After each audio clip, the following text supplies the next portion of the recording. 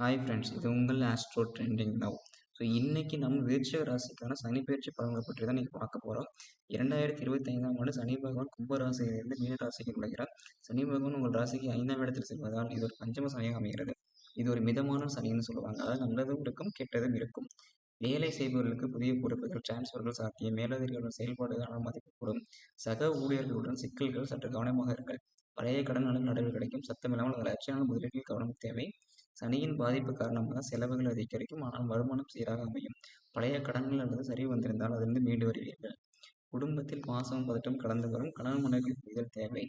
குழந்தைகளின் கல்வியில் சிறந்த முன்னேற்றம் காணப்படும். திருமண ஆதரவுக்கு திருமண வாய்ப்புகள் கூடி அமைந்துவிடும். சிறு சிறு உடல்நல குறைபாடுகள் போன்றவை ஏற்படும். மன அழுத்தம் அதிகரிக்கும். சனி பஞ்சமஸ்தானத்தில் இருப்பதால் மன உறுதி தூண்டுதல், விருப்பங்கள் நிலைநாட்டும் காலமாகும். புதிய வீடு வாகனம் வாங்குவதற்கு நல்ல நேரம்.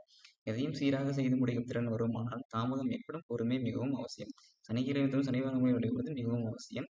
இது ஒரு கருத்துக்கான காலம். நிதானம், பொறுமை, நம்பிக்கை கொண்டு நடக்க வேண்டிய காலம்.